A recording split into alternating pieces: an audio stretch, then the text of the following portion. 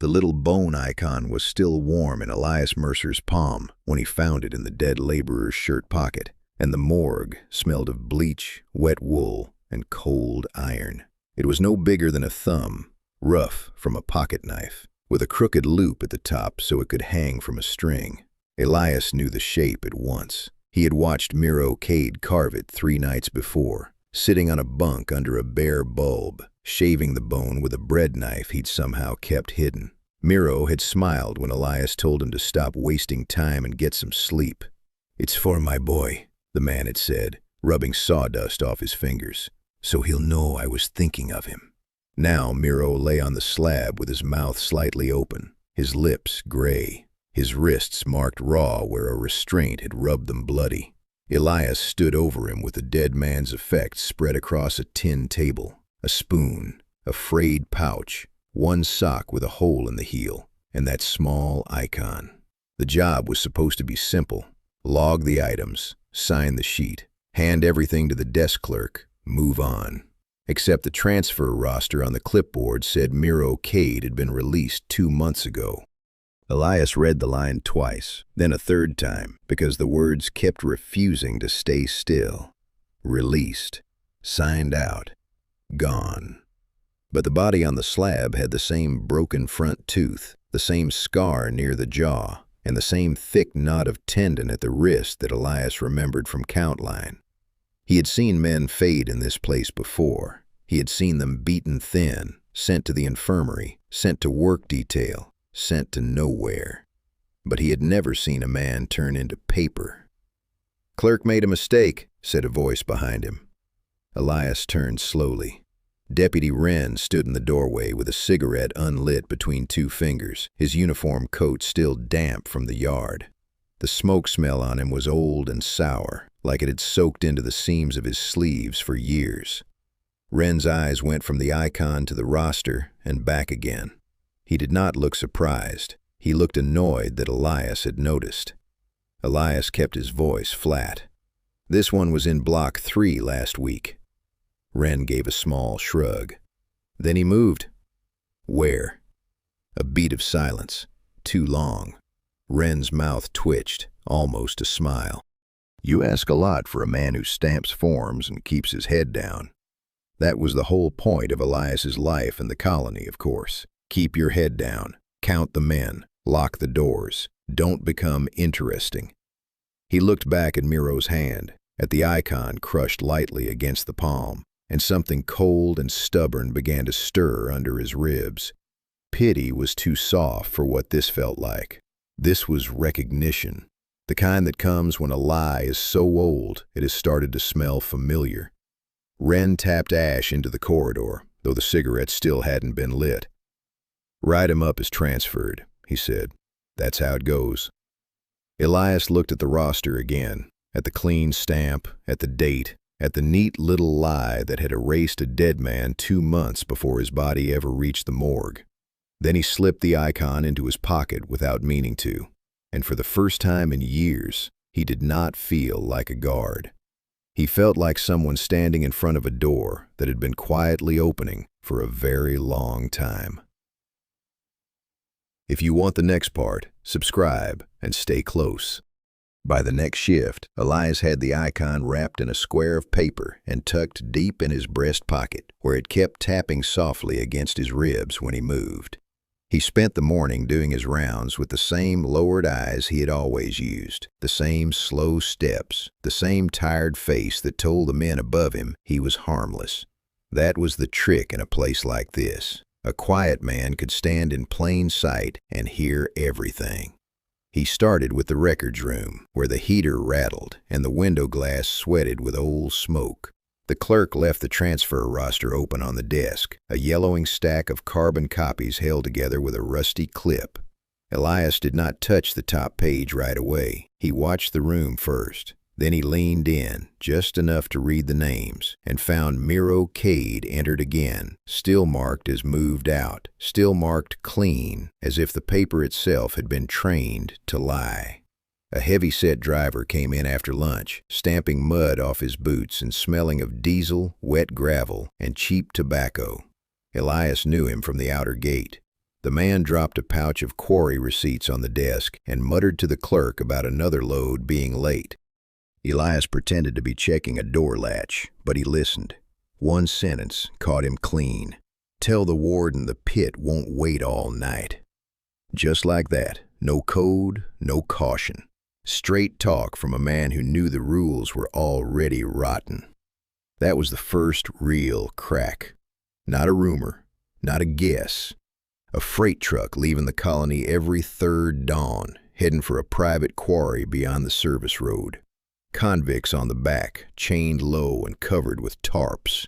Men returned only if they were still able to stand. The rest got written off as transferred, and the paper trail vanished into the warden's office like smoke through a broken vent. Later, one of the cooks whispered that the spoil heap behind the pit was getting bigger by the week. Elias said nothing. He just felt the shape of the thing settling into place, heavy and ugly.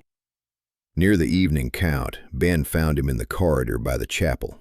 The youngest guard looked pale under the fluorescent light, his jaw tight, his cap pushed back as if it weighed too much. He glanced over his shoulder before speaking. "You asked about Cade," he said quietly. "That wasn't the first one." Elias did not answer right away. He stood by the chapel door, where the air smelled of candle wax, damp stone, and cabbage from the kitchen below. Inside, the shelf of little carved figures caught the last of the light. Elias looked at it now with different eyes. As tally, a line of the disappeared, one rough shape after another, each one made by a man who probably knew he would not be coming back. He could almost hear the knife on bone, almost hear the silence after it. Ben swallowed and went on, voice barely above the rattle of the corridor. "They told us to keep our heads down. That's what they said at training. But if this is what they're doing, I don't know." He stopped there, because saying more would have made it real. Elias turned to him then, not hard, not soft either, just steady. "You swore the guard's oath," he said. "So did I, in a different room, under a different flag. An oath means something only when it costs you." Ben looked at him like he wanted to argue, or maybe like he wanted permission to believe him. Before he could answer, boots sounded at the far end of the hall. Elias slipped the roster into his sleeve and stepped back into the shadow by the chapel door, while Ben straightened up and put on his blank face again. Wren was coming, and this time he was not alone. Wren did not linger in the chapel corridor. He kept walking, slow and heavy, with the other officer half a step behind him, and Elias felt the air tighten as they passed the doorway. Ben straightened at once. Elias stayed where he was, one hand on the wall, face blank, the way men in that place were taught to look when power walked by. "Mercer," Wren said without stopping. "Records room, now." The records room was hotter than the corridor and smelled like wet paper, dust, and the faint bite of coal from the old heater in the corner. Elias went in behind them and saw the stack on the table at once. Not the usual forms. These were fresh quarry slips tied with string, the corners still sharp, and on top sat a yellow envelope stamped with the warden's seal. Wren dropped into the chair as if he owned the room. The other officer leaned by the door and took out a lighter he never used, just rolled it in his palm. Elias opened a drawer, took out a pencil, and began the kind of busy work nobody notices, filing nothing, touching everything. He could feel Ben watching from the hall, silent as a nail. Wren tapped the yellow envelope twice. "Today's outside labor," Wren said. "Copy the names, nice and clean." Elias did not lift his eyes. "It's already on the transfer roster." Wren gave a short laugh through his nose. "That's for the men who stay on paper. You know the difference." That line sat in the room like a dirty spoon. Elias kept writing, but he saw more now. The envelope was sealed for a private quarry, not the state works. The names inside were prisoners from 2 blocks over, men who had been quiet all week, and one who had just come back from infirmary with a swollen hand. On the bottom page, in a different ink, there was a note about losses acceptable within quota. Elias read it once, then again, because even now some part of him still wanted to believe a sane man had not put those words there. He slid the top sheet aside, careful as a thief, and saw the real numbers. 3 trucks, 2 night runs, 4 men already crossed out. One of them had been in the chapel yesterday, staring at the shelf where the little icons stood in a row like teeth. The quiet prison officer in a 1990s penal colony who finds the warden renting inmates out as disposable labor and burying the ones who break, and turns the guard's own oath against the regime running the cell blocks. Elias had not yet named the thing in his head, but now it had weight. It was not a rumor. It was a machine. Wren lit his cigarette at last. The first drag turned his cheeks hollow. "You're still copying?" he asked. "Good. Keep it that way." Elias nodded and reached for the carbon paper. "How long has this been going on?" Wren looked at him over the smoke. "Long enough for smarter men than you to stay out of it." That should have ended it. Instead, Ben appeared in the doorway with a crate of file folders balanced against his chest, his young face pale under the strip light. He set the crate down and did not look at Wren, did not look at Elias either. But as he bent, he let one folder slip just enough for Elias to see the corner of a paper inside. Another quarry receipt, another signature, another clean lie. Ben's voice was flat, almost bored. "Supply office says the night convoy's been moved up." Wren's eyes narrowed. "Who told you that?" "Same people who told me the isolation block door sticks in the cold," Ben said, still not looking up. "Whole place is talking, sir." For 1 second, nobody moved. The heater clanked. Somewhere outside, a gate banged shut with a metal sound that carried all the way through the block. Wren crushed the cigarette into the ashtray and stood. He took the yellow envelope, tucked it under his arm, and pointed at Elias with 2 fingers. "Copy every line," he said, "and don't make me come back here twice." Then he was gone, boots fading down the corridor. Elias stayed at the table with the pencil in his hand. Ben lingered just long enough to slide one loose receipt across the edge of the crate, then vanished before it could be noticed. Elias picked it up. On the back, in pencil, someone had written a time and a gate number. Nothing more. But it was enough to tell him the next truck was already loading. When the corridor emptied, Elias went back to the chapel before the evening bell, with Ben's scrap of paper folded so tight in his palm that the edges cut his skin. The little room was dim and stale, full of old wax, damp stone, and the bitter smell of coal dust that drifted in from the yard. If you stood there long enough, you could hear the whole colony breathing through the walls. The shelf at the front had always looked harmless to him. A few candles, a chipped crucifix, some crude little figures lined up in a row like gifts from men who had nothing else to give. Tonight, Elias looked at it properly. Each icon was different. One was white bone, one dark wood, one made from some pale root that had split at the neck, and each one had the same rough knife work, the same impatient thumb marks on the back. He lifted the nearest figure and turned it over. A name had been scratched into the underside in tiny, angry strokes. Not a full name, just a surname and a date. Elias set it back down and picked up the next one. Same thing, different name, different date. He felt his throat tighten because the shelf was a silent count, a row of men the colony had swallowed, one carved piece at a time. He took the transfer roster from his sleeve and matched the dates in his head. One name had been marked moved after a quarry run. Another had medical transfer on the line, though Elias remembered the man fine because he had laughed through a cracked lip the night before he vanished. A third had gone out on the first snow truck. That was the real sin of it. The paperwork did not just lie, it trained everyone else to lie with it. That is how a rotten place keeps standing, by making the truth look like a waste of time. Ben appeared in the doorway without a sound, cap in hand, shoulders tight. "You should not be in here alone," he said. Elias didn't turn right away. "You knew about this shelf?" Ben hesitated. Then he gave a small nod, shame flashing across his face before he could hide it. "Just enough. The chaplain used to say they were for the dead. I thought he meant the dead dead." Elias gave him a hard look. "And now?" "Now I think the dead were helping us count." Ben's voice came out rough, like it hurt to say it. That was when Elias noticed the dust near the base of the shelf. Fresh dust, not chapel dust. Gray grit with tiny, sharp flecks in it, the same color that clung to the trucks after the quarry.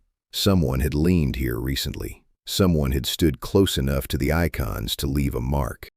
He crouched, ran 2 fingers along the floorboard, and found a damp print from a boot sole. Then another. He followed the prints to the side wall, where a loose brick sat just a finger width out of line. Ben watched him in silence.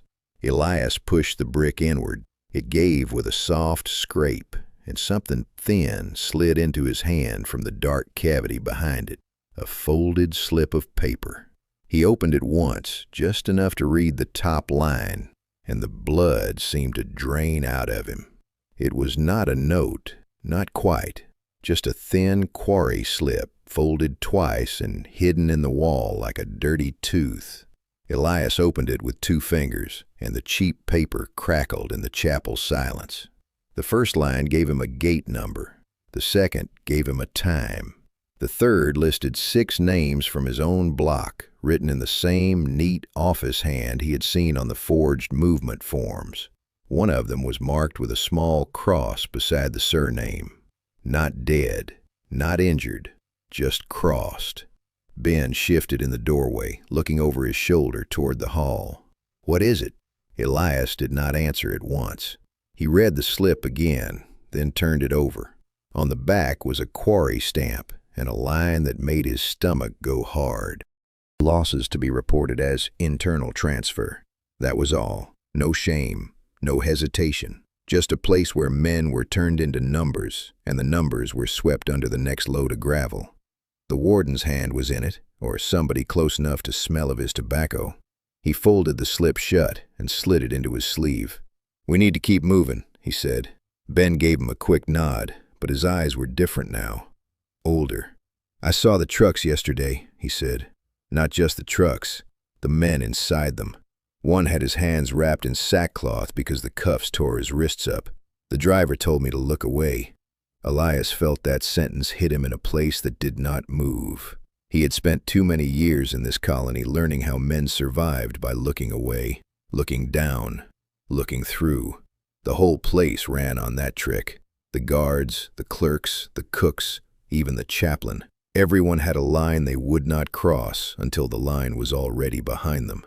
He tucked the slip inside his shirt and walked with Ben back into the corridor. The fluorescent strip light above them buzzed and flickered, making the walls look sickly yellow. Somewhere down the block a door clanged shut, then another. The day shift was changing over, boots scraping, keys rattling, voices flat and tired. Elias could feel the weight of the paper against his chest, as if it were a second pulse. In the records room, he found a stack of movement forms waiting in a wire tray, each one stamped, signed, and ready to become truth by repetition. He set them in order, copied the gate number from the slip onto a scrap of practice paper, then copied it again and again, because the motion kept his hands busy while his mind stayed sharp. If Wren or the warden checked the tray, they would see exactly what they expected. A quiet officer doing his job, head down, pen moving, no questions asked. That was the cover, the obedient face, the man they thought they owned. Ben stayed near the doorway and watched him write. "You really think they'll listen?" he asked, voice low. "Not all of them," Elias said. "Just enough." He tore the first clean copy from the pad and passed it over. "Take this to the night desk. Tell them the convoy time changed. Say you heard it from transport. Don't add anything else." Ben took the paper, then stopped. "And after that?" Elias looked up through the dirty glass at the yard. The snow had begun to come down in thin, wet flakes, melting the second they touched the window frame.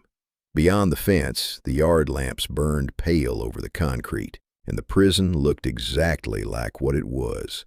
A machine built to keep men silent until somebody profitable came asking for them. After that, Elias said, you remember the oath. Ben's mouth tightened.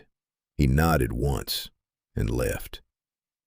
Elias was alone then, with the heater clanking, the carbon paper dark under his fingertips, and the slip hidden close to his heart. He copied 3 more forms, then 2 more.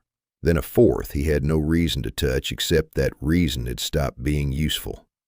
By the time Wren's shadow appeared in the doorway, Elias had already tucked the originals back into the tray and set the fake copies where they belonged. Wren stood there with his coat half buttoned and his cigarette unlit again. You were told to stay on the roster, he said. Elias did not look up. I am. Wren's eyes moved to the tray, then back to Elias.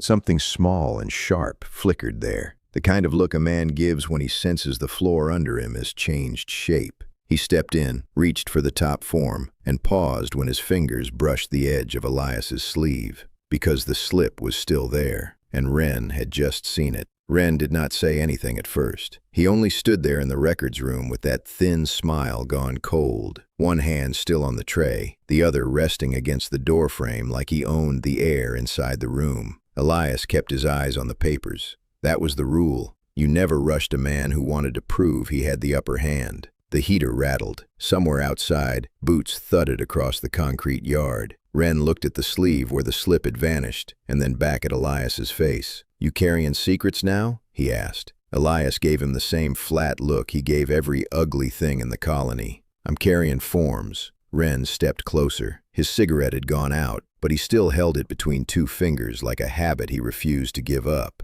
Don't get clever with me. The transfer roster, the quarry notes, the little piece of paper you think you found. He let the sentence hang.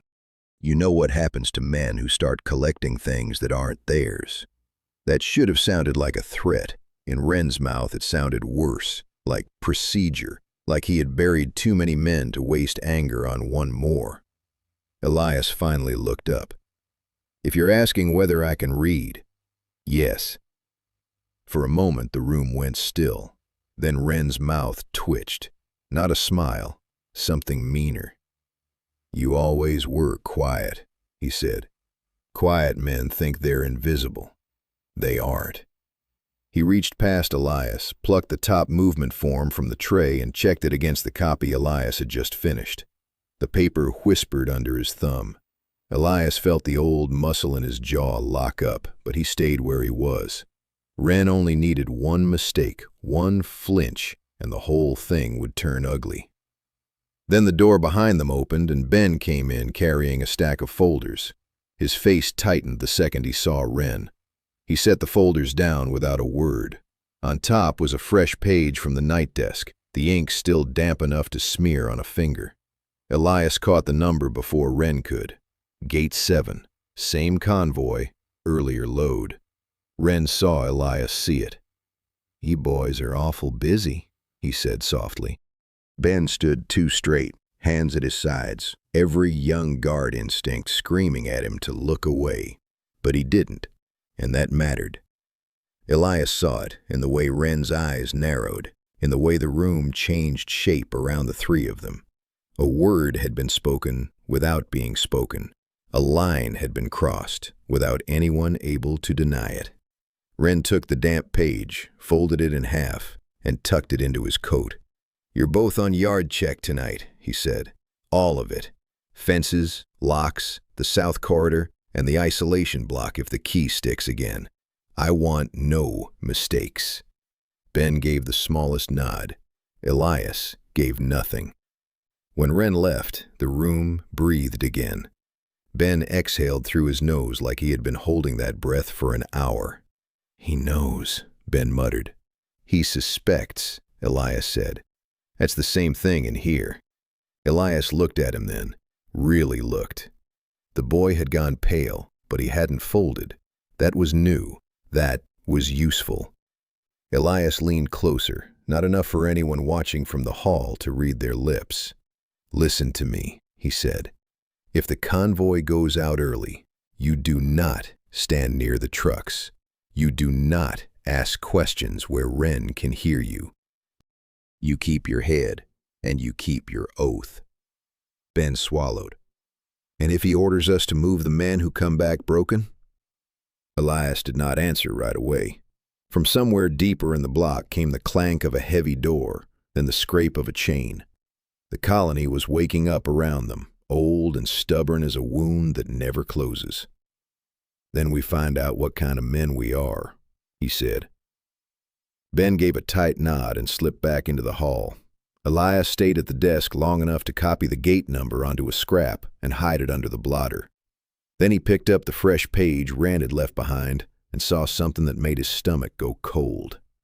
The convoy time had been changed again, scratched out and rewritten in a different hand, not the clerk's hand, not Wren's either. At the bottom, almost hidden in the margin, someone had added a note in pencil. "Check the warden's office key tonight." Elias stared at it until the buzzing light above him seemed to grow louder, harsher. Then he looked up toward the corridor where Wren had already gone and understood the worst part. Someone inside the colony was not just helping. Someone was watching him move. By the time the yard lights came on, the paper in Elias's sleeve had gone warm from his skin. He kept it there through the evening count, through the clatter of bowls in the mess, through the slow walk past the south fence where the wind cut off the river and carried grit under his collar. You could tell a lot about a prison by what it did to men after dark. This one made them quieter or meaner, and sometimes both. Ben met him by the tool shed with a lantern in one hand and a stiff look on his face. "Wren's been asking who checked the keyboard," he said under his breath. Elias didn't stop walking. "Did you tell him anything?" "No," Ben swallowed. "But I saw the office key on his ring after lunch. Not the whole ring, just the one brass tag. He keeps it under his coat like it's a tooth he's afraid to lose." That landed hard, because it meant the note had not been some random warning. Someone had seen enough to know where the trouble sat. Wren was not just signing forms and barking orders. He was holding the warden's room closed with his own hand, and maybe opening it when nobody was watching. Elias looked past Ben at the block windows, all of them black squares with a little yellow light bleeding around the edges. "Keep your head down," he said. "If he pushes, you heard nothing." Ben gave a quick nod, but the boy's jaw was tight. "And if he sends somebody to isolation block?" "Then he's already nervous." They split at the corner of the yard. Elias took the long path by the maintenance wall and stopped where the cold came up through the concrete and stayed in the bones. The records office had a narrow side window with a blind that never fully shut. He waited until the corridor emptied, then leaned in just enough to see the key cabinet. The hook for the warden's office key was empty. That should have been a small thing. It wasn't. The empty hook made the whole room feel staged, like a table after a meal no one admitted having. Elias went in on the excuse of checking night forms. The clerk barely looked up. The heater snapped and clicked. On the desk lay the day's key log, and when Elias flipped to the bottom page, the same office key showed 3 sign-outs in a week, all at strange hours, all initialed by Wren. Not because Wren was careless, because Wren was the only man in the colony who had the power to make his own paper look clean. He copied the times into his memory, then into a scrap folded inside his cuff, and took the long route toward the warden's corridor.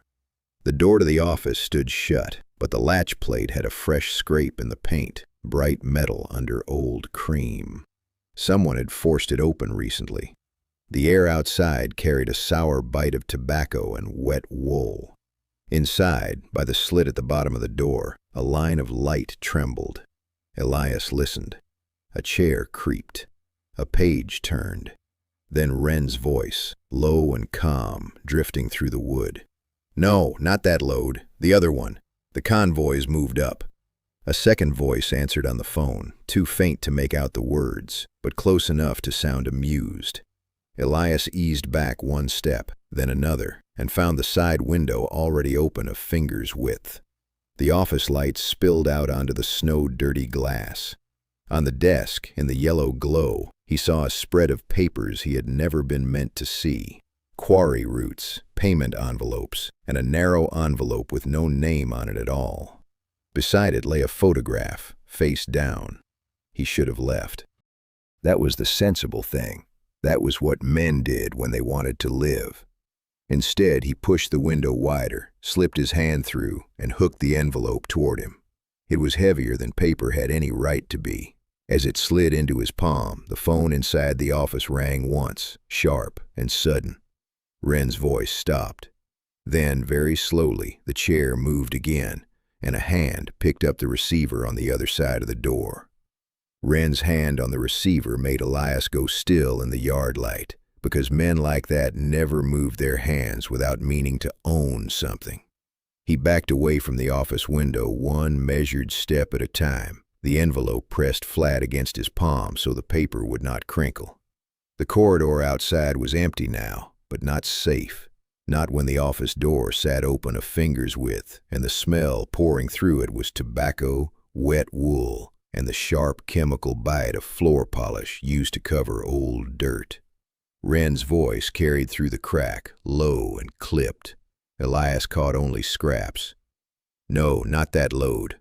Move the convoy up. Mercer's nosing around." Then a pause. A second voice on the line answered in a lazy tone Elias could not place, and Wren said, "I know what I saw. The man is asking the wrong questions." That was enough, more than enough. Elias folded that thought away like a blade and slipped along the wall until he reached the office side window again. The latch had never fully caught. He eased it open, climbed inside without a sound, and landed on cold linoleum with the light weight of someone used to moving through rooms where one mistake meant trouble. Wren's office was plain in the way corrupt rooms often were. A desk, 2 chairs, a metal cabinet, a cheap crucifix crooked over the file tray, as if God had been pinned to the wall and forgotten there. On the desk lay a spread of papers held down by a chipped ashtray, quarry passes, transport times, a strip of carbon copy with the transfer roster header at the top, but no names on the first line yet.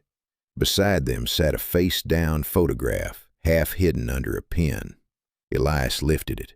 3 men stood in front of a gravel pit under a washed-out sky. Wren was one of them.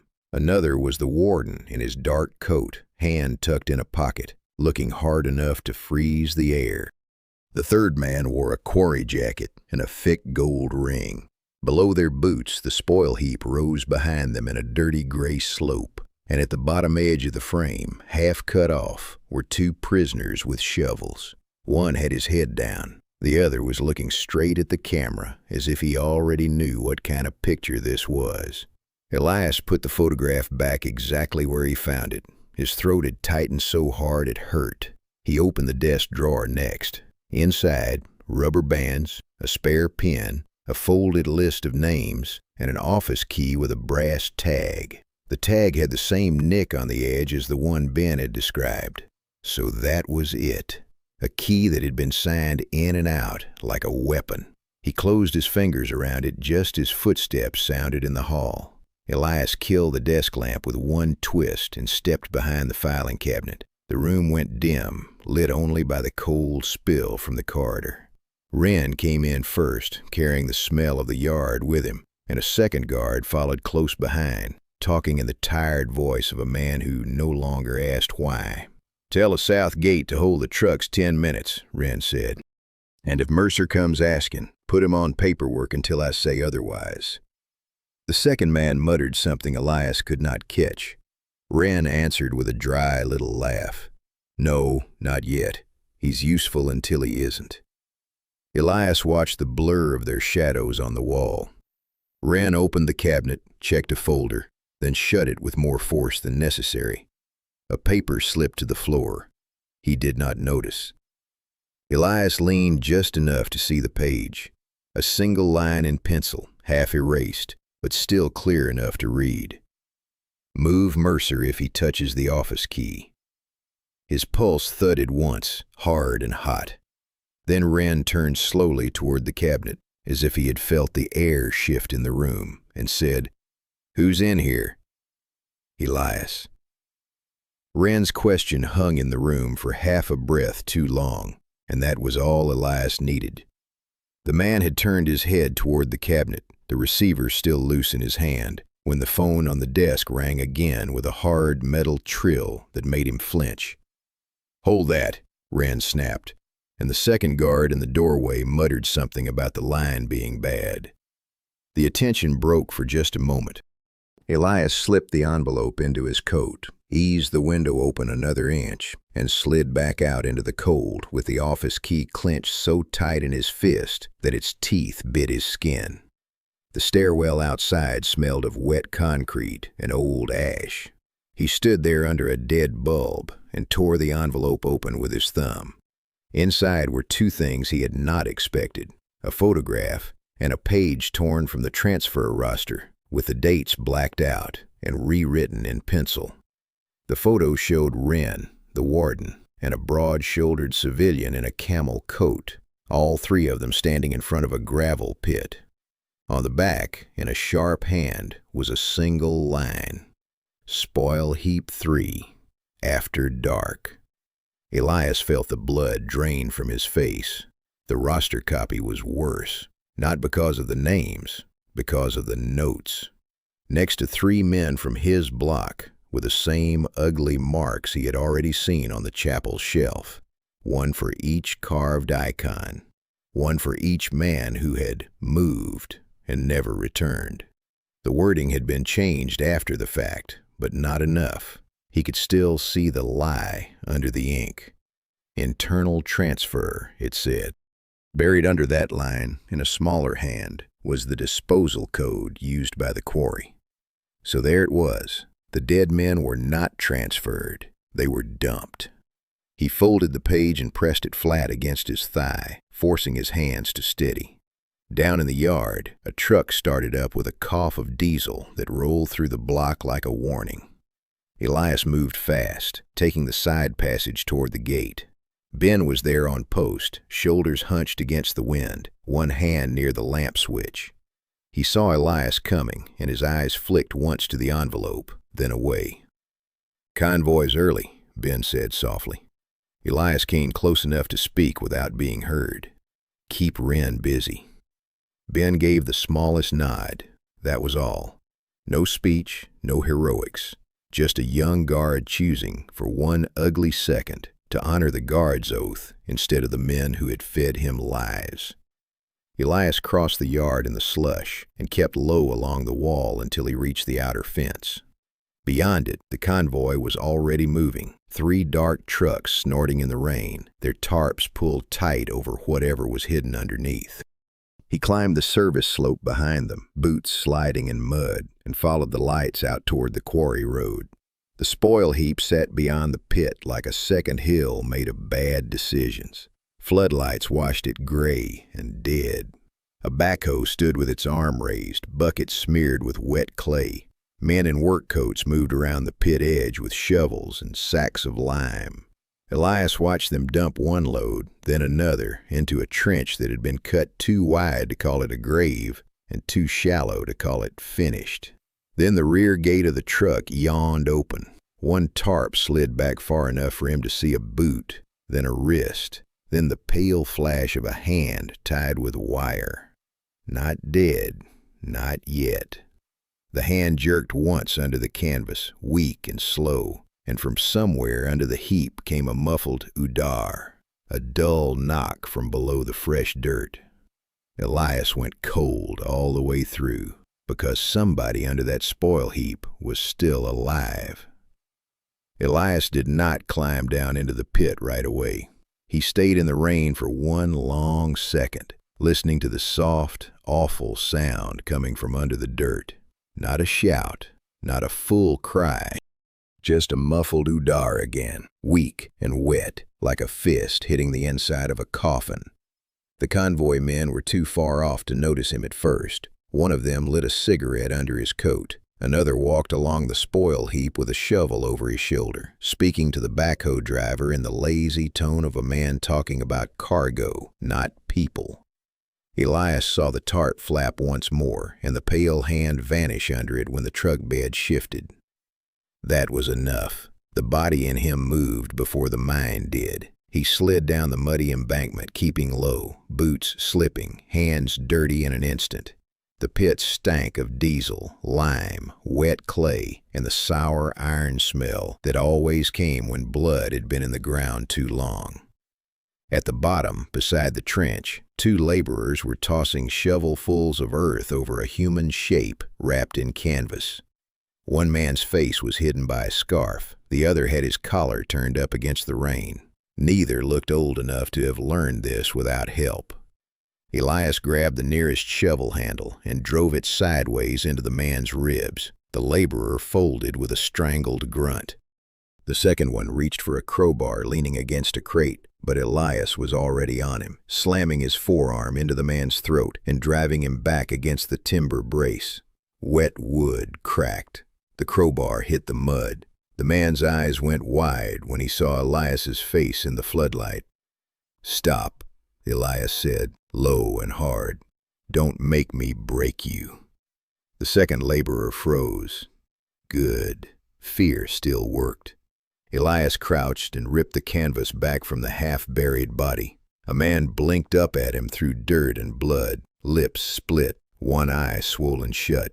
There was wire around both wrists, twisted so tight it had cut to the bone. The prisoner could not have been much older than 30. He tried to speak and only coughed. "Can you stand?" Elias asked.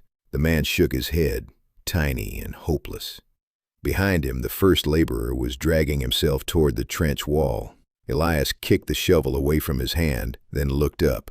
One of the convoy guards had finally noticed the movement and was shouting toward the pit. The sound carried thin and sharp over the rain. "Hey, down there!" Elias shoved the standing laborer toward the backhoe tire. "Where do they take the ones who can't work?" The man stared at him, shaking so badly his teeth clicked. Elias seized his coat and slammed him once against the tire. "Answer me!" The laborer swallowed. "Shallow trench," he said. "When they're done. Before the lime." That was the whole truth, ugly and simple. The kind of truth men bury and call procedure. Elias turned back to the half-buried prisoner and saw the chest rise once under the canvas, thin and ragged. Still alive. He pulled the man's shoulder free, then felt something hard under the shirt. He reached in and came out with a small carved icon, no bigger than a matchbox, made of pale bone. The same rough knife cuts, the same thumb marks. For a second he just stared at it. Another one of the dead men's prayers. Another count on the shelf in the chapel. Another link in the same lie. The shout from the road got louder. Tires spun in the mud above him. A guard was coming down the slope, and now Elias could hear Ben's voice somewhere behind the floodlights, sharp with panic and trying to sound official. The whole place was about to turn on him. He tucked the icon into his coat and bent over the wounded man. "Stay awake," he said. "If you go under, I'm dragging you anyway." Then from under the dirt beside the trench wall, something struck again. 3 dull knocks in a row. Not a shovel, not a boot. A hand. A quiet prison officer in a 1990s penal colony who finds the warden renting inmates out as disposable labor and burying the ones who break, and turns the guard's own oath against the regime running the cell blocks. Elias. Elias got the canvas off the man's chest and dragged him out of the mud before the next shovel could come down. Ben was there a second later, white-faced and shaking, helping him haul the prisoner behind the backhoe where the floodlight wouldn't hit them clean. The man was alive, but only just. His lips were split raw. Lime dust had pasted itself into the corners of his mouth and turned every breath into a wheeze. When Elias poured rainwater from a dented canteen into his mouth, the prisoner coughed so hard that dark water and dirt ran out of his nose. "Easy," Elias said. "Stay with me." The prisoner tried to speak. Nothing came out at first. Then, in a voice stripped down to wire, he rasped, "Under. 2 more." Elias leaned closer. "Under the heap?" A weak nod. Ben stared at the man's wrists where the wire had cut deep enough to show bone. "Who did this?" The prisoner's eyes rolled toward the lights, toward the trucks, toward the men still moving at the pit edge. "Warden's people," he whispered. "Not all of them. Some just watched." That was the ugly part. It was always the ugly part. A whole room full of men who let the monster work. Elias tore a strip from his own shirt and wrapped it around the wrists, then another around the man's arm where the skin had split under the wire. Under the coat, the little carved bone icon pressed hard against his ribs. He took it out and held it up in the rain. The prisoner's eyes found it immediately. "You know this?" Elias asked. The man swallowed, making a face like swallowing glass hurt less than remembering. "Same knife," he said. "We all made one. For luck." Not luck, Elias thought. A mark. A quiet tally.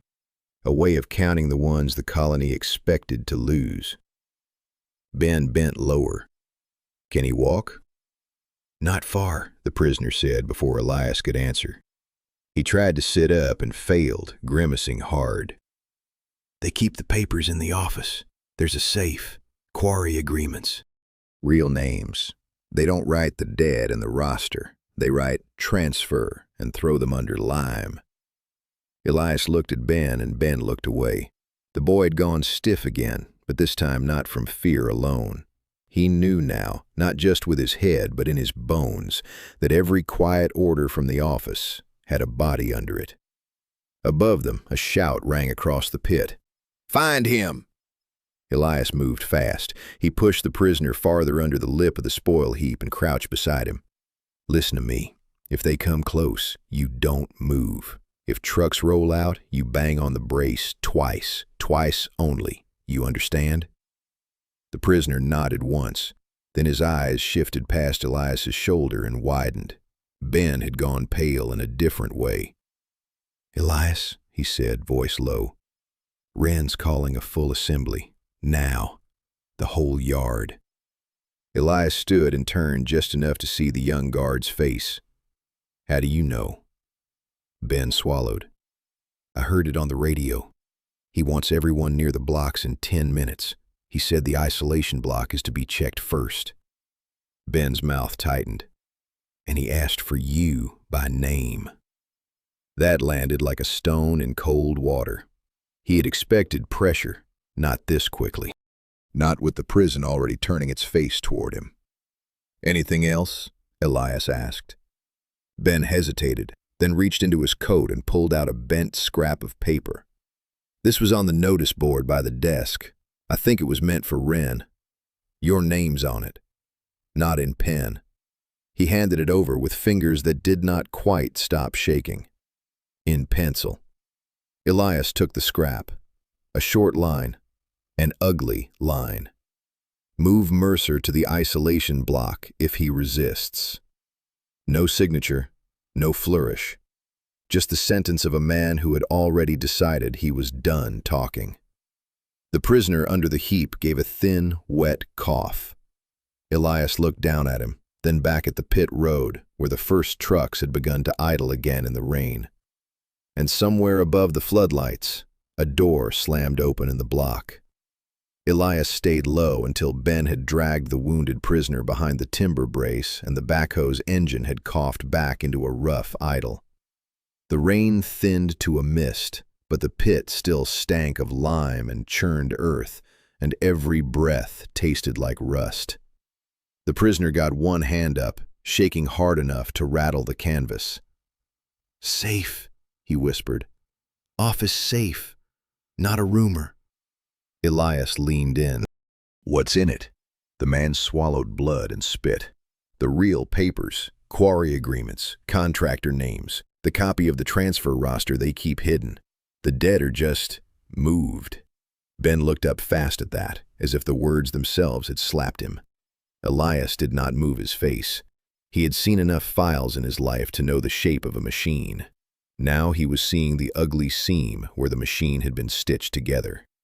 "Who has the key?" he asked. "Wren," the prisoner rasped. "Sometimes the warden. Mostly Wren." His eyes rolled toward the trucks. "If they think you've seen too much, they clear the yard and lock the office down. Then nobody gets near the safe." Ben's jaw flexed. He was trying to hold his fear in place and failing by inches. "Assembly's been called," he said. "Every guard, right now." Elias looked at him. "You're sure?" Ben nodded once. "The radio's been alive all minute. They want the whole staff under the floodlights, and Wren asked for the isolation block keys." That was the shape of it then. A cull. Elias tore another strip from his shirt and bound the prisoner's wrist tighter. "Stay here. If you hear trucks moving, bang twice under the brace. Twice. No more." The man gave the faintest nod. Then Elias pressed the little bone icon back into his hand. "Keep this." The prisoner's fingers closed around it like he was taking back a piece of himself. They climbed out of the pit in silence, Ben leading, Elias a step behind. At the top, the colony yard was glowing under hard white lamps, and the wet concrete shone like dull tin. Guards were already gathering near the block doors, shoulders hunched, caps pulled low, all of them trying to look like they were not waiting for bad news. Wren stood on the steps outside the administration corridor with a cigarette in his mouth and a radio handset in his fist. He looked calm, which was how men like him wore violence before they spent it. Beside him, the warden's office door hung open a crack. Elias saw the yellow light inside, and for one ugly second, imagined the safe sitting there like a hidden mouth. Wren lifted the handset and spoke out across the yard. "Emergency inventory," he said. "Someone has been handling restricted paperwork. From this point on, nobody moves without clearance. Anyone seen near the office door is to be held for questioning." A few heads turned, a few eyes dropped. Then Wren's gaze found Elias. "Mercer," he called, loud enough for the whole yard to hear. "You. Isolation block. Now." No shout after that, no drama, just the clean, practiced tone of a man laying a hand on a throat. Ben's face went blank in a way Elias understood all too well. Across the yard, one of the younger guards shifted his weight and stared at the office door like he was waiting for it to open by itself. Another looked straight at Elias, then at Wren, and did not look away fast enough. That mattered. That tiny delay mattered. Elias felt the office key in his pocket like a hot coin. He saw Wren's smile start and stop in the same breath, like he had already decided what would happen if Mercer did not obey. Then, from somewhere under the rain-silvered yard, 3 dull knocks sounded again. Not loud, just enough to make Elias turn his head toward the pit. The third set of knocks did it, not because they were loud, because they were too human to ignore. Under the floodlights, half the yard had already gone quiet. Men looked toward the pit road, then back toward Wren, then down at their own boots as if the concrete might tell them what to do. The warden hated that look. Elias could see it in the sharpness of his jaw, in the way the cigarette burned lower between his fingers. Fear was one thing. Uncertainty was worse. "Mercer," Wren said again, louder this time. "You deaf now?" Elias stepped out from the edge of the trucks where the shadow still held him. He had the office key in one pocket, the scrap with his name in the other, and the little carved icon pressed flat in his palm. He did not hurry. Men like Wren hated calm more than they hated defiance. "I heard you," Elias said. His voice carried farther than he wanted it to. "I also heard the pit." That made heads turn. Not many, just enough. Wren's eyes narrowed. "You heard nothing useful." 3 knocks under a spoil heap is useful, Elias said. So is a prisoner still breathing under lime. A low murmur rolled through the younger guards. One of them, a skinny boy with a wet fringe on his forehead, looked toward the road as if he could already see the truck lights. Another shifted his grip on the rifle and then loosened it again. Wren saw both moves. Elias saw him see them.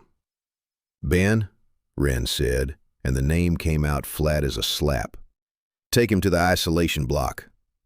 Ben did not move right away. He stood there, with the radio crackling at his shoulder and the rain shining on his cap brim, and the whole yard watched him decide which man to obey. Elias caught that hesitation like a hook in fabric. It was small. It was everything. "There are papers in your office," Elias said before Wren could cut him off. "Quarry agreements, real names, a transfer roster with dead men marked as moved, and a safe you've been opening at night." Wren's face hardened. "He's lying." "Then open the office," Elias said. "Do it in front of them." That line hit harder than a shove. It was not bravery. It was procedure turned against him. Open the room. Show the room. Let the truth breathe in public. A few of the older guards looked away at once, which told Elias more than their faces ever could. The younger ones did not. Wren tossed the cigarette into the wet gravel and ground it under his heel. "You think this is a trial?" he said. "You think you can stand in my yard and read me a sermon?" "No," Elias said. "I think men are dead because you keep writing them off before they're cold." There was a beat of silence then, thick and ugly. Somewhere behind the block, a chain clanged once and stopped. Nobody spoke. Even the rain seemed to thin around them. Wren lifted the radio to his mouth, but Ben stepped in, not fast, just enough to block the line of sight for half a second. "Sir," he said quietly, "if Mercer knows about the office, maybe we should check it, just to clear this up." Wren turned on him so hard the boy flinched. "You want to clear something up? You've got orders." Ben swallowed. Elias saw the struggle in him, saw the oath still lodged there like a splinter that hurt every time it moved. And because Ben was young, because he still wanted to be the kind of man who could sleep after this, he said the next words very softly. "The guard's oath goes both ways." That was the crack. Not a break, not yet, but enough. Wren stared at him for one brutal second, then looked past him toward the men in the yard and realized the shape of the room had changed. Elias could feel it too. Not trust, not justice, just the beginning of refusal. And then, from inside the administration corridor, came the sound of a key turning in a lock that should have stayed shut. Elias did not turn away from the sound. He had spent too many years hearing men lie with their mouths while the truth banged somewhere under the floor. He stepped toward the administration corridor, rain still on his coat, mud caked on his boots, and the yard seemed to lean after him. Ben moved with him for 3 strides, then stopped, because that was the kind of moment that split a guard in half. Ahead, near the office door, a key turned again, slow, deliberate. No one was supposed to have that key except Wren or the warden, and both of them were already outside. The younger guards saw it too. One of them, the skinny boy with the wet fringe, stared at the lock like it had suddenly become a weapon. Another backed up half a step toward the trucks. Elias caught the movement and knew the room had shifted again. Not to his side yet, but away from Wren. That was enough to keep breathing. The door opened a handspan, and a strip of yellow light spilled onto the wet concrete. Elias saw a sleeve, a shoulder, then the brim of a civilian hat. Not a guard, not the warden. The man in the doorway held himself like someone who had never had to ask permission in his life. Behind him, inside the office, Elias caught a glimpse of the desk lamp, the edge of the safe, and Wren, frozen halfway between reaching and retreating. The civilian looked out across the yard, eyes hard and flat, and said, "We're late." Nobody answered. That was worse than a shout. It meant they were speaking to people who had already been paid. Wren stepped into view then, careful and controlled, but Elias could see the strain in his mouth. "It's handled," he said to the civilian. One man's made a scene. Mercer, the civilian said, as if tasting the name. That the one? Elias felt the old cold in his stomach. So this was the other hand. Not just the prison, not just the quarry. A contractor, someone with boots dry enough to stand in money. Wren's eyes flicked toward Elias, then away. He'll be dealt with. The civilian gave a short, tired laugh. You'd better. The transfer roster is already coming apart, and if the office safe gets opened in the wrong order, everybody starts asking who signed what. There it was, plain as a knife on a table. The trap inside the trap. Elias understood then why the knocks from the pit had mattered so much, why the hidden note in pencil had appeared, why Ben had been asked to look the other way and hadn't. Too many pieces were moving at once, and someone had started losing grip. Ben took one step forward before he could stop himself. "Sir," he said to the civilian, and his voice came out tight, almost polite. "There's a man under the spoil heap, still alive." The civilian looked at him with the kind of blank attention men use when they are deciding whether a witness is useful. "What man?" Ben did not look away. That was the little miracle. "One of ours, or one of yours if you've been signing papers for him." Silence, the kind that weighs more than shouting. Elias saw the civilian's face change by a fraction. Not guilt, never guilt. Calculation. He was deciding whether to deny it, and then he did something worse. He turned to Wren and said, quiet as a cough, "If there's a live one under there, make it disappear before morning." Wren nodded once. That was enough. Elias moved before the rest of the yard understood what was happening. He crossed the open ground in 3 hard steps and shoved the office door wide with his shoulder. The lamp inside flashed across the desk, the open safe, the papers spread like a wound. Wren spun toward him, hand dropping toward his belt, but Ben was suddenly there beside the threshold, not blocking him, just there, and that hesitation from the younger guards turned into a murmur. "Look," Elias said and pointed. On the desk, under the lamp, lay the transfer roster with names crossed out in pencil, the quarry agreements, and a stack of sealed envelopes tied with string. On top of the pile sat the little bone icon Elias had taken from the pit prisoner. Wren must have pulled it from his coat somehow, maybe thinking it was a trinket, maybe thinking it would mean nothing. It meant everything. The civilian's face stayed flat, but his eyes moved fast over the desk. Wren realized too late that the room had been made public, not to the press, not yet, to the men in the yard, to the younger guards, to Ben, to Elias. That was how regimes die first, not with a gun, but with a room no longer private. And then, from the pit road outside the fence, came a single dull crash, so hard it carried all the way through the block. The prisoner under the spoil heap had banged twice, then twice again. The room split along the line of the knocks. For a second, nobody moved.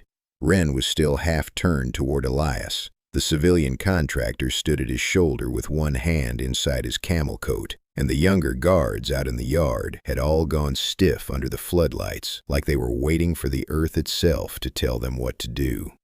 Then Ben stepped forward, just enough to make the edge of the threshold his own. "Open it," Elias said quietly. Ben looked at Wren first. That was habit. Then at the desk. Then at the safe door sitting in the wall with its paint worn smooth around the handle. Elias saw the boy make the choice in pieces, not all at once. That was how the good ones did it. They did not leap. They cracked. Wren heard the hinge in Ben's voice and turned on him. "Don't be stupid." The civilian's face had gone pale and flat. He glanced at the desk, at the bone icon on top of the papers, at the little pile of sealed envelopes Elias had never been meant to see, and for the first time there was something close to alarm in his eyes. "This is done," he said low. "Get him out of my room." "My room," Elias said. He kept his voice even. You mean the room with the transfer roster on the desk and dead men under lime outside the fence? No one answered that. Ben moved before the silence could harden. He crossed to the office door, shut it with one hand, and turned the key in the lock. The click was tiny. It landed like a gunshot anyway. Wren stared at him as if he had changed species. "What are you doing?" Wren said. "Keeping the yard where it belongs," Ben answered, and his voice shook only once. That was enough to pull one of the older guards away from the wall.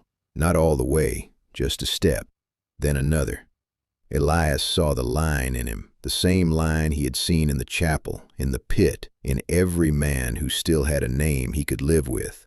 The guard's oath, after all, was only a few words. It lived or died in the man holding it. Elias crossed to the desk, swept the papers into a neat stack, and set the open roster on top. "Read it," he said to the room. "All of it. Names, dates, convoy times. Look at what they called the dead." The civilian made one quick move toward the safe. Reflex. Elias caught his wrist and shoved him back hard enough to slam his shoulder into the filing cabinet. The man made a sound through his teeth and stopped moving. Wren reached for the radio on the side table, but Ben was already there, his hand flat on the handset. "Don't," Ben said. Outside, a fresh knock came from under the spoil heap, then another. The sound carried through the wall and into the office, and now even the contractor heard it. His head snapped toward the door. Wren went very still. He knew exactly what that was. Elias took the office key from his pocket and slid it into the safe. The lock gave with a deep metallic sigh, like a man exhaling after years of holding his breath. They were photographs clipped together with a rubber band, a folded set of quarry receipts, and a thin packet stamped with a name Elias did not know at first. Then he read it. Ben Mercer. The boy's face drained when he saw where Elias's eyes had stopped. The packet was marked for isolation block transfer tonight after the convoy. And behind them, in the corridor outside the office, a second key began to turn in the lock. A quiet prison officer in a 1990s penal colony who finds the warden renting inmates out as disposable labor and burying the ones who break, and turns the guard's own oath against the regime running the cell blocks. Wren's second key scraped once in the lock, and the whole room seemed to draw in on itself. The office door opened just wide enough for him to see the safe hanging open in the wall and the papers spread across the desk. The civilian contractor stood behind him in the corridor, one shoulder half turned, one hand still buried in his coat. Wren's face did not change much, but Elias saw the muscle jump in his cheek. He'd expected a quick room, a quick lie, maybe a quick beating. He had not expected the room to be public before he was ready. "Step back from the desk," Wren said. Elias did not move. Ben was still by the threshold, pale as chalk, staring at the packet with his own name on it, as if the paper had grown a mouth. The yellow lamp on the desk made the roster pages look greasy and old. Cigarette smoke from the corridor slipped in under Wren's sleeve and mixed with the stale, warm air of the office. It smelled like the end of a bad decision. Elias tapped the packet with one finger. "You were going to send him to the isolation block tonight." The contractor's head turned, fast and flat. Wren answered without looking at him. "That was a scheduling line, nothing more." Ben laughed once, but there was no humor in it. A scheduling line? Elias picked up the page and held it where the others could see. Isolation block, after convoy, his name, 3 others. You put it in the safe like a hymn. He let the silence sit. "Tell him it's a mistake." Wren came one step farther into the doorway. "Mercer, don't make this worse." "You already did," Elias said. That was when Ben moved. Not much, just enough. He reached for the office door, swung it hard into Wren's shoulder, and drove the man back half a pace. The sound was small, but it hit like a brick because no one expected the young guard to do it. The contractor swore under his breath and pulled his hand out of his coat. Not a pistol, a radio. Elias saw the top of it before Wren did. "Ben," Wren said, and now there was heat in his voice. Ben was breathing fast, but he kept his hands on the door. "I'm not taking him there." The corridor outside went quiet in a different way. One of the older guards, the one who had been looking at the floor all evening, lifted his head at last. The skinny boy with the wet fringe stared at Ben, then at Wren, then at the office safe. He looked like somebody had handed him a live wire and told him it was a rope. Elias leaned over the desk and pulled out another sheet from under the packet. "You want the rest?" he said. "Here. Quarry names, contractor names, transfers marked as deaths. Same trick every time." He turned the page so the corridor could see it too. "This is what the colony looks like when the paper starts lying for itself." The contractor's mouth tightened. "You think the guards will save you?" "No," Elias said. "I think they're tired." That landed, harder than a shout. Wren tried to push past the door, but Ben shoved back, shoulder braced, face bright with sweat. The skinny guard took one step into the office and stopped. Then another older man came closer behind him. Nobody had crossed all the way over yet, but the space had begun to tilt. Elias could feel it. The room was no longer only Wren's. Then Ben looked down at the packet with his name on it, and his face changed again. He had seen the date, saw the timing, saw the neat little line that meant he was meant to vanish after the convoy, after the office work was done, after his mouth had served its purpose. He swallowed once. "You weren't going to question me," he said quietly. "You were going to bury me." No one answered. From the far end of the corridor came the clatter of boots, not running, measured. A key ring rattled once, then stopped. Elias turned his head toward the sound and saw the red glow of the emergency light breathe across the wall. Someone was coming with the isolation block keys. The key in the corridor turned, and then the door eased open just enough for the man with the keys to step in under the red emergency light. He was one of the older guards, a broad-shouldered sergeant with a tobacco stain at the corner of his mouth and rain drying in stripes on his coat. He looked from Wren to the contractor to the open safe, and then down to the packet on the desk with Ben Mercer's name on it. His face did not change fast. It went slower than that, which made it worse. "What is this?" he asked. No one answered him right away. Even Wren had gone still, and that alone told Elias the room had already slipped out of his hands. The sergeant held the isolation block keys on a steel ring. They chimed once when he stopped in the threshold. Small sound, big consequence. Elias pointed to the papers spread under the lamp. "Read the top sheet." The sergeant took one step, then another, and bent over the desk. His eyes moved across the transfer roster, the quarry agreements, the penciled notes about convoy time and internal transfer. Elias watched his jaw work as he read. The man had that same look people got when they met their own fingerprints on a murder. Ben spoke first. His voice was thin, but it carried. "They were going to send me to the isolation block tonight." The sergeant looked at him, and Elias saw the exact second the words landed. Ben was one of theirs. Young, yes, still soft enough to break, but theirs. The old guard reached for the packet with Ben's name, opened it, and saw the order stamped inside. He swallowed once. Wren tried to get ahead of the room. "That's not what it looks like." The contractor made a small sound through his nose, the sound of a man deciding whether to run or bargain. Elias stepped to the side of the desk so he could see both men at once. The safe was still open behind him. The office smelled like lamp oil, wet wool, and the bitter edge of cold tobacco smoke. Everything in the room was waiting to be named. "That's exactly what it looks like," Elias said. The sergeant lifted his eyes from the paper and stared at Wren. "You put boys on night convoy and write them off as transfers?" Wren's mouth tightened. "You don't understand the arrangement." That almost made the sergeant laugh. It came out as a breath instead. He looked at the contractor then, properly, as if seeing the shape of the money behind the coat for the first time. "Arrangement," he repeated, like he was tasting something rotten. The contractor finally moved, not toward the door, toward the radio on the side table.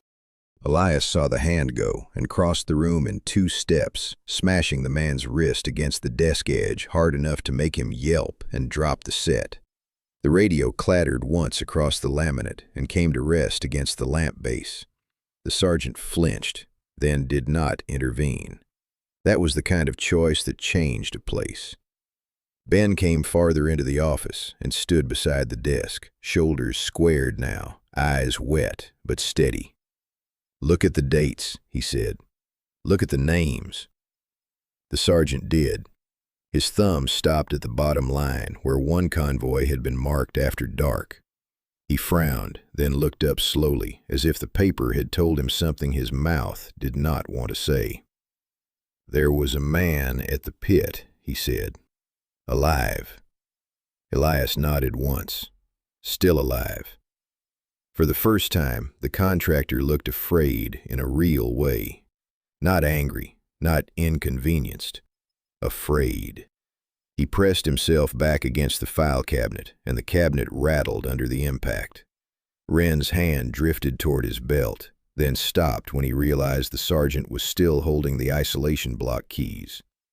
Nobody spoke for a beat.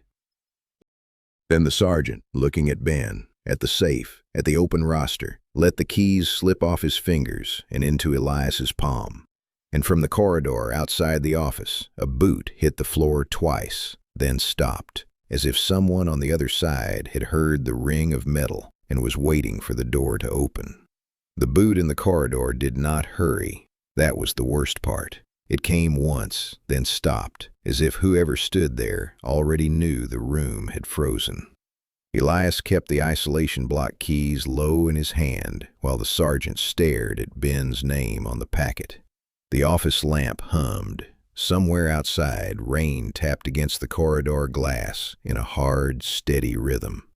Wren looked from the sergeant to Elias and back again, trying to find the old order in the room, the one where men looked down and waited to be told what to call cruelty. "Open the door," Wren said at last, but he was speaking to the sergeant now, not ordering so much as pleading with rank.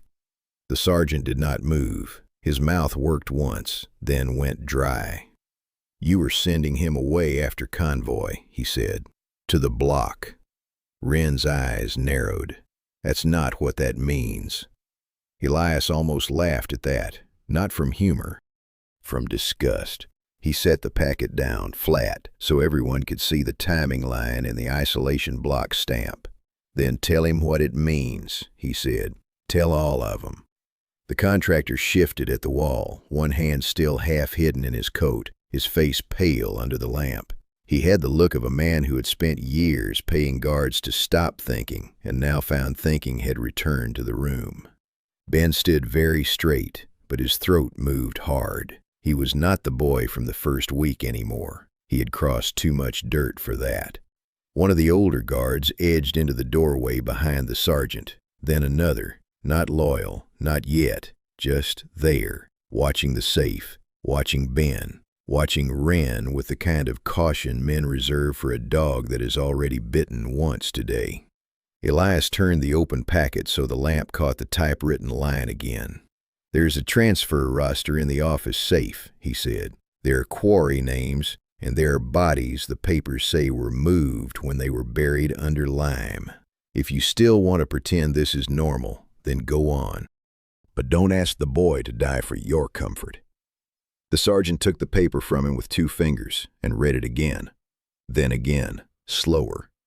His shoulders lowered by a fraction. That change was tiny. It was everything. Ben saw it too. "Sir," he said, almost too quietly to hear, "you can still walk away from it." The contractor let out a sharp breath, the kind that meant he had made his choice and did not like it. "This is madness," he said. "You're all burying yourselves." "No," Elias said. "That was your job." For a second, the room teetered on that line, the line where men decide whether a place belongs to paper or to the people standing in it. Wren could feel it slipping. Elias saw it in the tightness around his mouth, the way his hand kept drifting toward the radio and then stopping. He had spent too long thinking a key was the same thing as power. The sergeant swallowed hard and set the packet on the desk. "You sent Mercer to the block," he said to Wren. "You sent others. How many?" Wren did not answer. The sergeant nodded once, as if he'd needed the silence to hear his own conscience. Then he reached up, unclipped the ring from his belt, and dropped the isolation block keys into Elias's palm beside the old office key. Metal on skin, cold and heavy. The sound seemed to run through the whole corridor. Elias closed his fingers around them and looked toward the door. The boot outside shifted at last. Then came another step, and another, slow as a man walking into church. Nobody in the room spoke. The sergeant moved first, taking one step back from Wren. The older guard at the threshold followed. Ben's eyes went to the corridor. The contractor went white all at once, because now he understood the room had a side he had never paid for. And from beyond the door, a voice said, calm and flat, "Open up. It's for Mercer." The door opened wider, and the man standing there was not a guard at all. It was the warden, coat dark with rain, one hand on the frame, the other holding himself upright by force.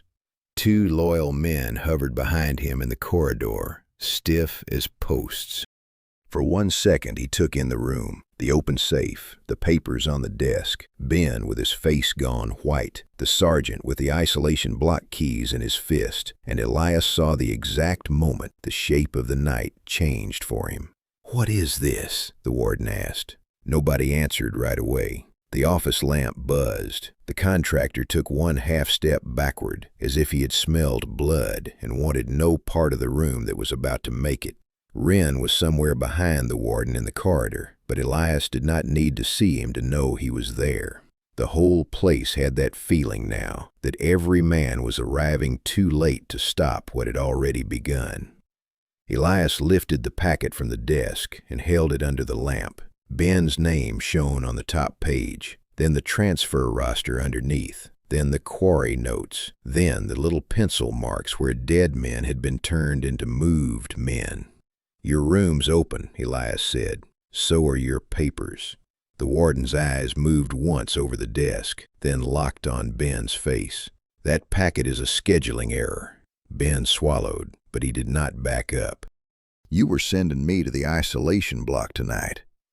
The warden gave him the kind of stare that had probably broken weaker boys for years. "You don't speak unless spoken to." Ben flinched. Then he looked at the sergeant instead. That mattered more than the warden knew. The sergeant had not moved from the threshold, but his shoulders had changed. Lower. He was no longer standing for command. He was standing to see what kind of command was left. The contractor made for the radio on the side table. Elias crossed the room before the man's hand could land. He caught the wrist, slammed it against the desk edge, and the radio skidded under the lamp.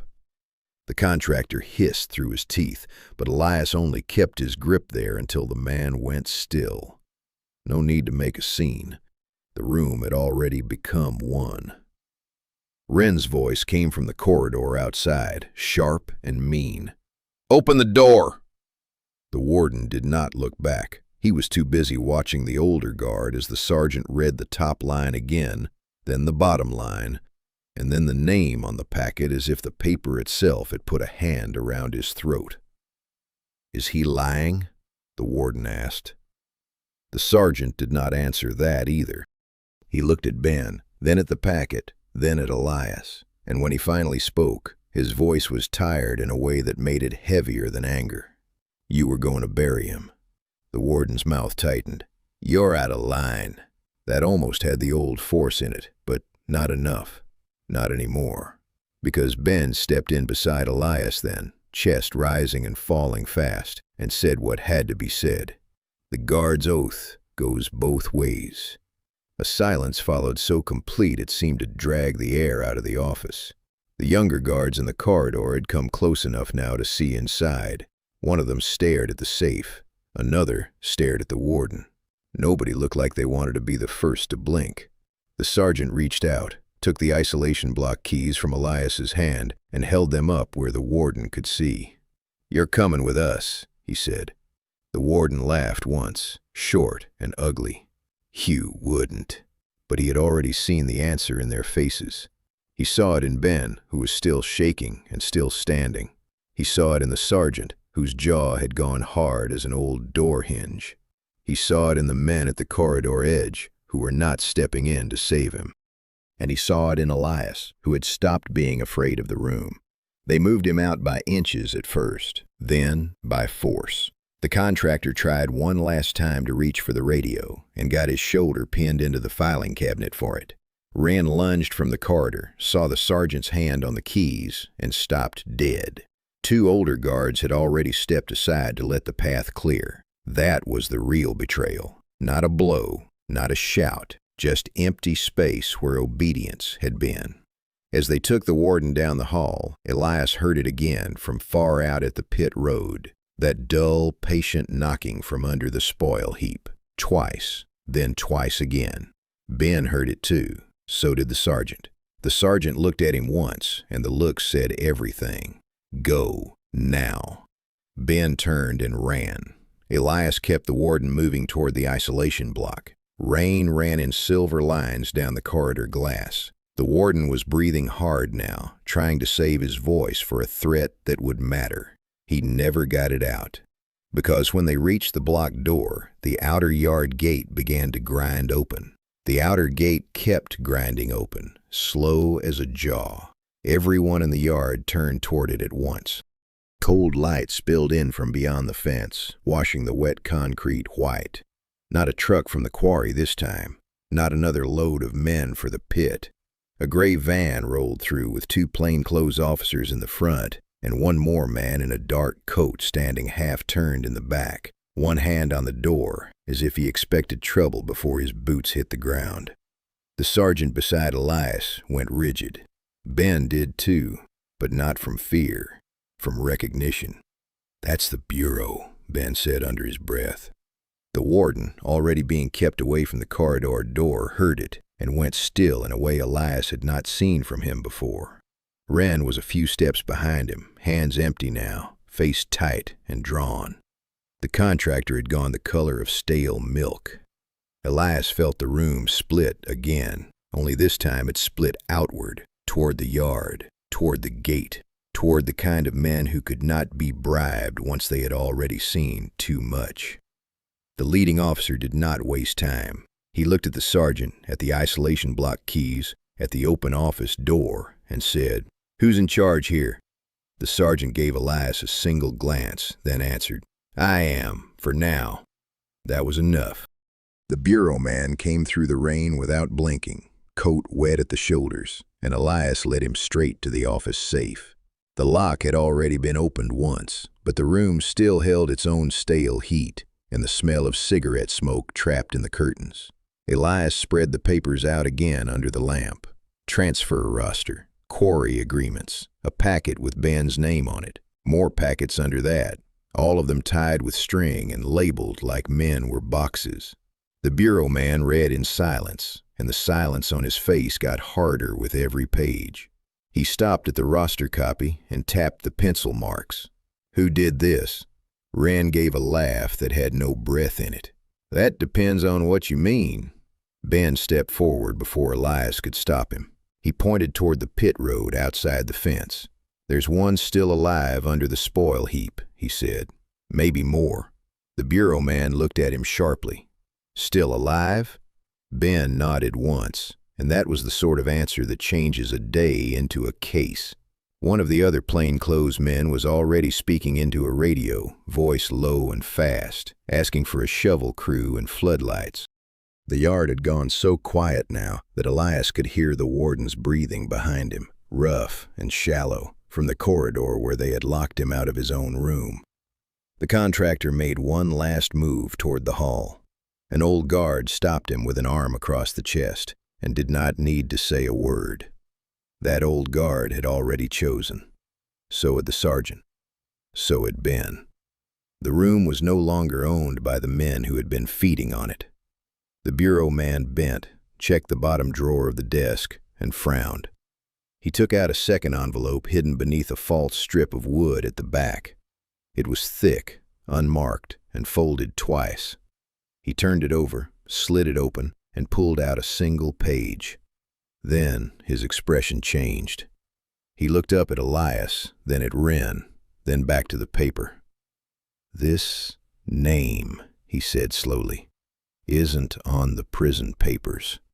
He held the page under the lamp, and Elias saw one line of typed text at the top, followed by a signature he recognized from somewhere else in the room, somewhere buried deeper than the safe.